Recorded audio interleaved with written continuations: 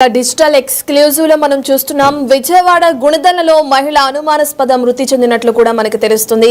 అయితే చనిపోయిన ఆ మహిళని శిరీషగా గుర్తించారు. శిరీష అత్త వదిన కలిసి తనని చంపేశారని చెప్పి కూడా బంధువులు ఆరోపిస్తున్నారు. అయితే వెంకట్రావు శిరీషకి 15 ఏళ్ల కిందట వివాహం జరిగింది. వివాహం జరిగిన వీళ్ళిద్దరికి 2 పిల్లలు కూడా ఉన్నట్లు మనకు తెలుస్తుంది. అయితే వీళ్ళది ప్రేమ వివాహంగా కూడా చెప్తున్నారు. ఇటీవల వేరే మహిళతో భర్తకు వివాహేతర సంబంధం ఉన్న కారణంగా ఆ మహిళ తరచూ భర్తతో గొడవకు దిగడం, ఇద్దరి మధ్య వాగ్వాదం జరగడానికి ఈ మృతికి ప్రధాన కారణంగా బంధువులు ఆరోపిస్తున్నారు. అయితే ఆ మహిళతో ఉండగా రెడ్ హ్యాండెడ్ గా పట్టుకుంది శిరీష. ఇక ఆ విషయంలో భార్యాభర్తల మధ్య గొడవ వివాదం తలెత్తింది. తరచూ ఈ విషయానికి సంబంధించి ఇద్దరి మధ్య ఆ గొడవలు వివాదాలు జరుగుతూ ఉన్న క్రమంలో ఇక శిరీష ఈ విధంగా మృతి చెందింది అని చెప్పి కూడా కుటుంబ సభ్యులు ఆరోపిస్తున్నారు. అయితే ఈ వివాదం కారణంగానే శిరీషను కావాలనే వాళ్ళందరూ చంపేశారని చెప్పి కూడా శిరీష తరపు బంధువులు ఆరోపిస్తున్నారు. ఇప్పటికే పోలీసుల అదుపులో శిరీష భర్త వెంకట్రావు ఉన్నారు. అతని విచారణ జరిపిస్తున్నారు.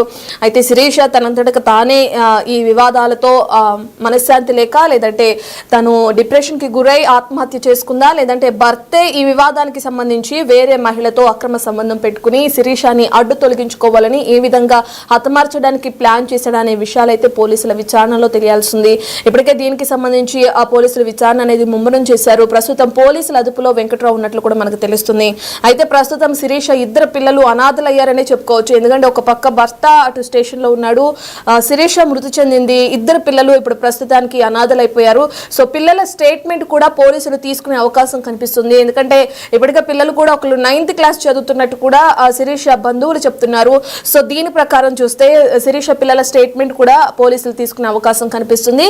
ఇక ఏ కోణంలో శిరీష చనిపోయింది అనే కోణంలో కూడా పోలీసులు దర్యాప్తును అనేది ముమ్మరం చేశారు. అయితే 15 ఏళ్ల కిందట వివాహం జరిగిన తర్వాత ఇప్పుడు అనుమానాస్పదంగా మృతి చెందడానికి కారణాలు ఏముంటాయి, వాళ్లే కావాలని మా అమ్మాయిని చంపేశారని చెప్పి కూడా శిరీష తరపు బంధువులు ఆరోపిస్తున్నారు.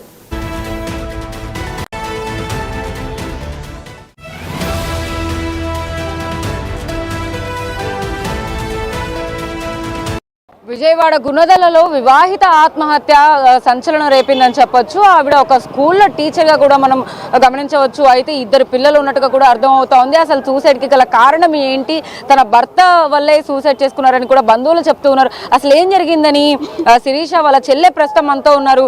ఆమెను అడిగి తెలుసుకుందాం. అమ్మ, ఏం జరిగింది అసలు? శిరీష ఆత్మహత్య చేసుకునే టైప్ అంత సెన్సిటివ్ ఆమె? అసలు లేదండి, అంత సెన్సిటివ్ అయితే అసలు ఉండదు. తను చాలా స్ట్రాంగ్, మాకే చెప్తుంది ఇంకా అట్లా ఉండాలి, స్ట్రాంగ్ ఉండాలి అంటే. మా పేరెంట్స్ లేరు.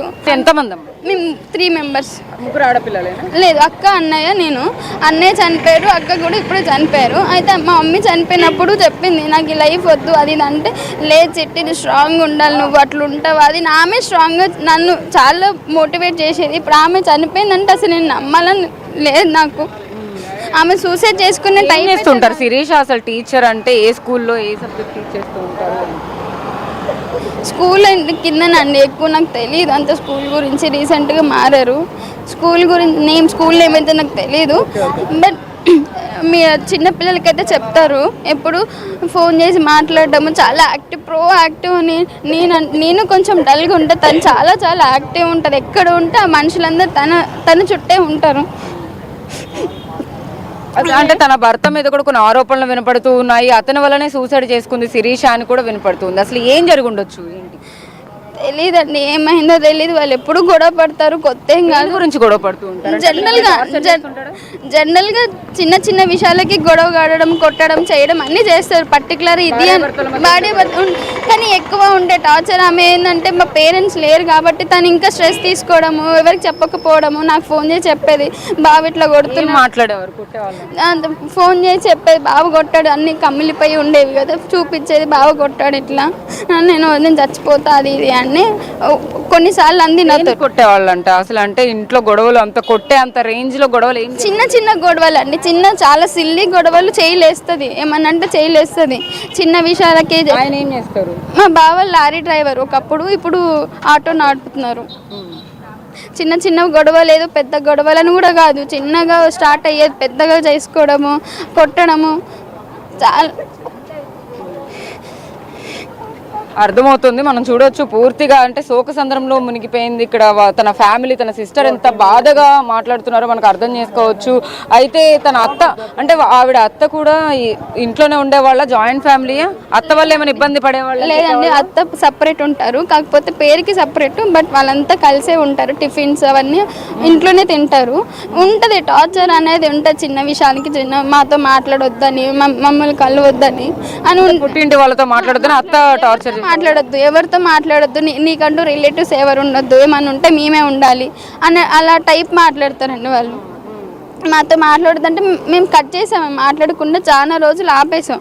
కానీ తనకు ఆపేసినాక మళ్ళీ తను ఫోన్ చేసేది, గుర్తొచ్చినప్పుడల్లా వేరే స్కూల్ ఫోన్ నుంచి ఫోన్ చేసేది, మాకు ఫోన్ చేసి మాట్లాడేది, ఎట్లున్నారు ఏంటి, బావ ఎట్లా చేస్తున్నాడు, అందుకే నా ఫోన్ నుంచి చెయ్యట్లేదు నేను అది ఇది అంటే. నేను చెప్పాను, ఎందుకు అక్క అంత ఇబ్బంది పడేది, సపరేట్ వెళ్ళిపోవచ్చు కదా, లేదా నా దగ్గరికి వచ్చే నువ్వు అంటే, అట్లా కాదు నాన్న, పిల్లలు ఉన్నారు, పిల్లల కోసమే బ్రతుకుతున్నాను నేను ఇప్పటి వరకు.